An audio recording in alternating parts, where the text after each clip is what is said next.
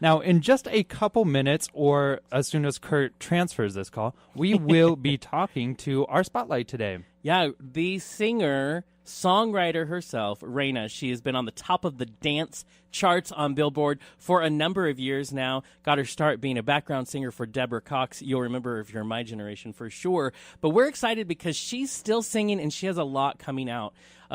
Coming up for her. So we are thrilled. She was on our show briefly during the fund drive, and so we're thrilled to have her back on Outspoken now. So we will be talking to her in just Or not. no, I thought we that was will. a great intro. You know what? Stall for a couple more minutes, Jonathan. Get my cues. Watch my face. Right, watch my face. Watch my Too many people watch your face already. So. Okay. But all of that great intro, just rewind a little bit because I worked really hard on it. But now the Outspoken Boys want to welcome to our show the amazing singer, the diva herself, Reina. You are on the air. Hey, what's going on? Hey, it was not that long ago we got to talk to you last time, and we had I remember us saying afterwards, you are such a nice person.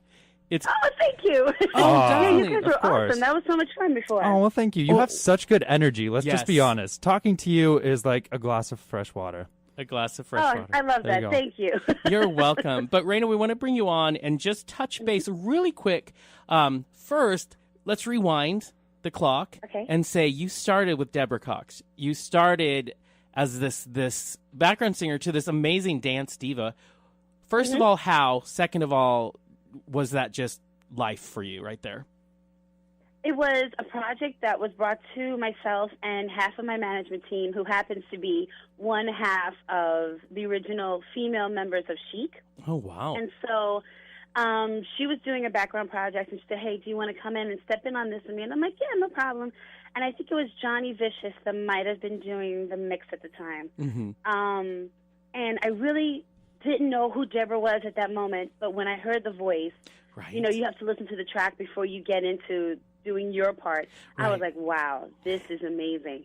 And then I think from that moment on, it was just like a quick rise for her. She's amazing, and doing just that project was an amazing moment for me, and really just dipping my toes into dance waters, so to speak. Right, and what a great way to introduce yourself into that, you know, music genre and scene. How did you move on from singing with Deborah and then your own music, your own albums, your own creations? Your own chart toppers, really.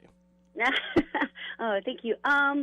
Getting involved with Steve Rosen, who then, you know, introduced me to Mark Finkelstein at Groovalicious, and they were starting a label looking for artists, and it was under Michael McDavid, and he was the one who had Groovalicious, and they were looking for artists, and they brought me in, and they said, look, I think you're going to be perfect. And I did an actual live audition in front of them. I was nervous out of my mind, but I did a live audition, and I guess it worked because I was offered a deal right on the spot.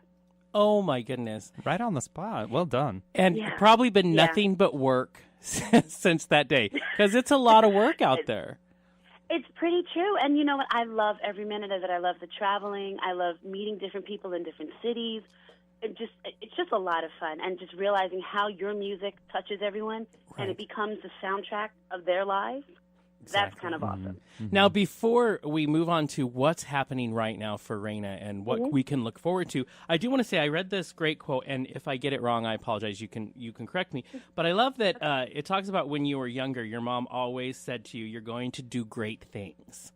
So it kind of was just embedded. Destined for greatness, yeah. Yeah, destined for greatness. That's got to be, I mean, when you start with that sort of support, that's got to be what really keeps pushing you forward.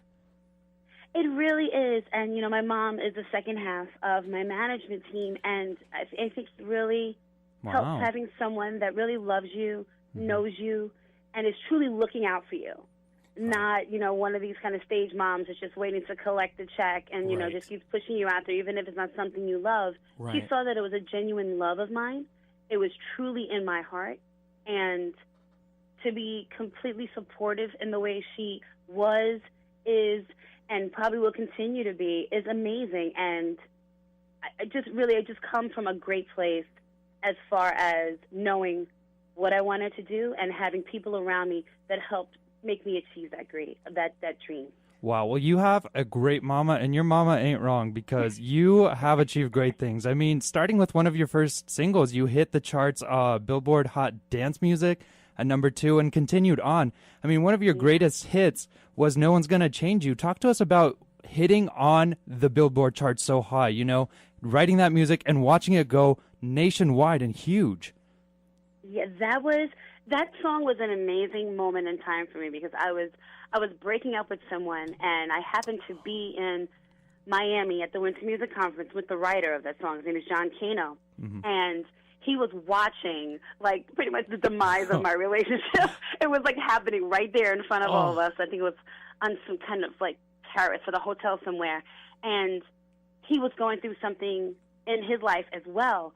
So by the time we all came back, I think it was in March the conference happened, and it was maybe the first week of April when we all got back and kind of settled into our lives and ready to get back to business. He called me in, and he's like, look, I have this song, and I really want you to hear it.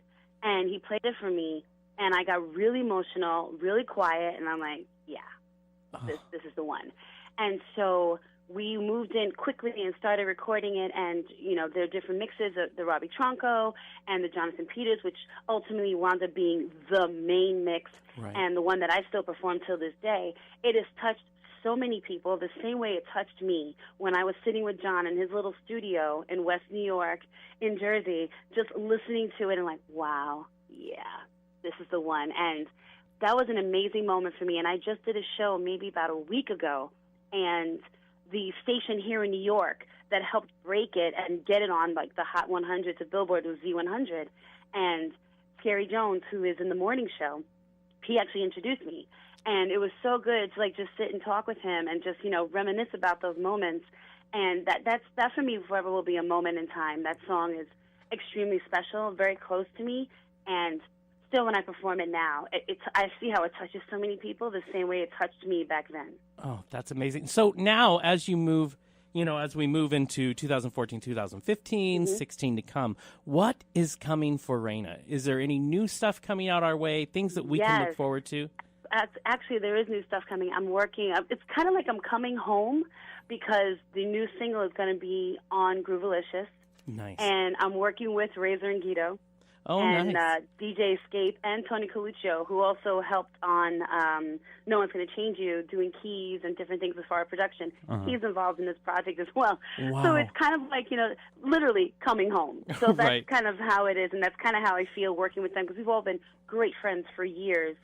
And it's kind of like, yeah, it's time. So we got back together, and we started writing and getting in the studio, and I'm not quite sure when it will be, but I know that it definitely will be this year, probably coming into early 2016. So I'm excited about that. That's amazing. Now, you mentioned earlier, I mean, just last week you were performing. So as you're creating this new music and this new, the next album, you're still performing? Yeah, I'm still performing. I actually did, I was with Louis DeVito, who did the remix for Forever. Yeah. And I did his version. He was spinning and I was performing. And it was a great moment. Everyone loved it. They were just like feeling the vibe, and it was so amazing. Every night, even though it's the same song, you know, I'm sure people who do plays feel the same way. It's like, okay, I'm doing the same thing, but it's a different crowd. Exactly. You feed off of their energy. Sure. And it's like you're ready to perform, and if they give you back that moment that it's like, it's like it's all worth it. See, that's amazing. Now, as you know, as on an LGBT talk show, of course, we talk a lot with Pride Month, just tomorrow, starting tomorrow, all over.